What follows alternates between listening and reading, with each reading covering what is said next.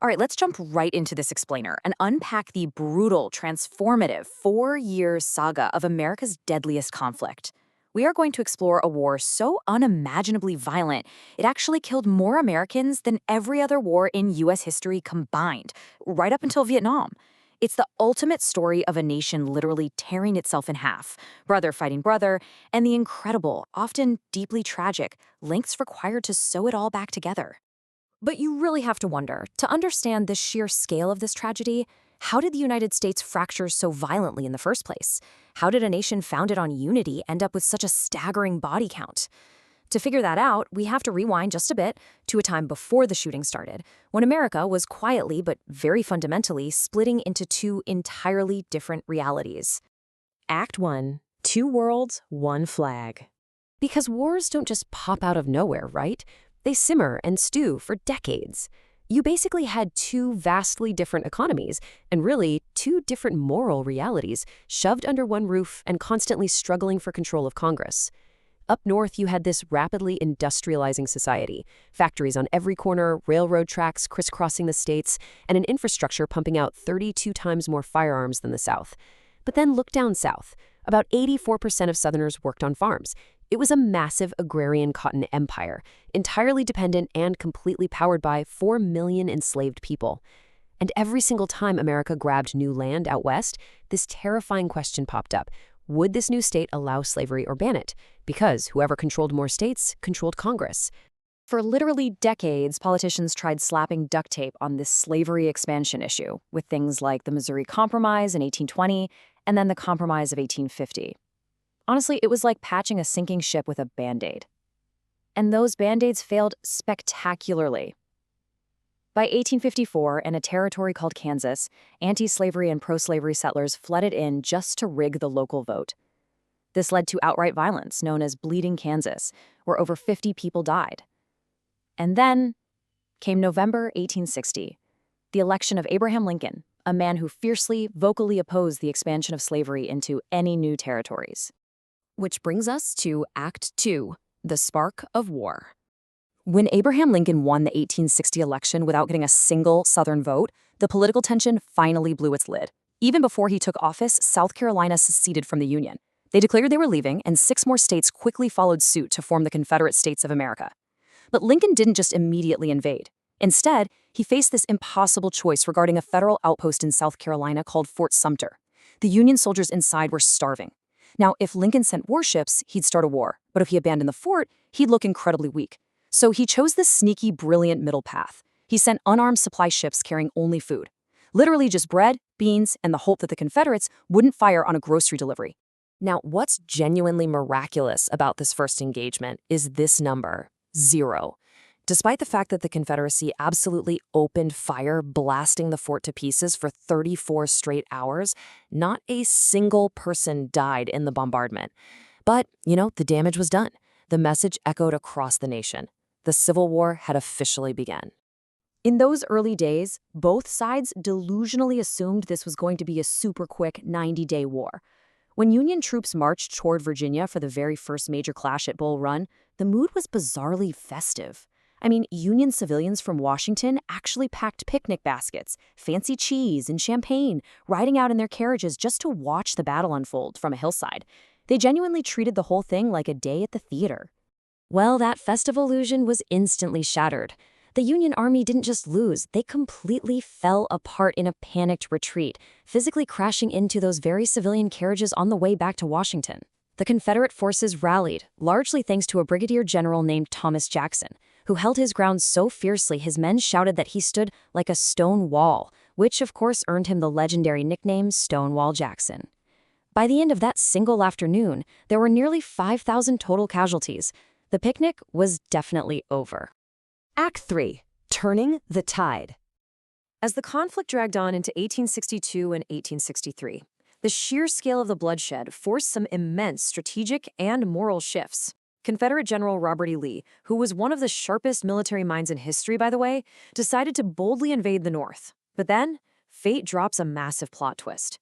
A Union soldier literally stumbles across an abandoned Confederate campsite in Maryland and finds a copy of General Lee's complete battle plans. The Union held the Confederacy's entire playbook in their hands, which led directly into a massive, unavoidable clash at Antietam Creek. And the result was just horrifying. In a single day of fighting across cornfields and a sunken road famously known as Bloody Lane, the armies suffered over 23,000 casualties. Men charged, fell, and charged again into a literal storm of lead. To this day, it remains the bloodiest single day in American military history. Strategically, though, it forced General Lee to retreat back south, giving Lincoln exactly the victory he needed to make his next move. Because Lincoln used the strategic momentum from Antietam to issue this brilliant political stroke, the Emancipation Proclamation. By officially declaring all enslaved people in rebel states forever free, he fundamentally shifted the entire purpose of the war. It was no longer just about preserving the Union, it was now a war to end slavery. And on a global scale, it successfully blocked European nations like Britain and France from joining the Confederacy. They simply couldn't openly support a nation fighting to preserve human bondage. And here is why that was so absolutely crucial.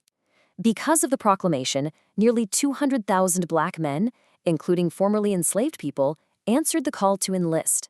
They eagerly picked up rifles and marched right back against the very system that had violently oppressed them for generations.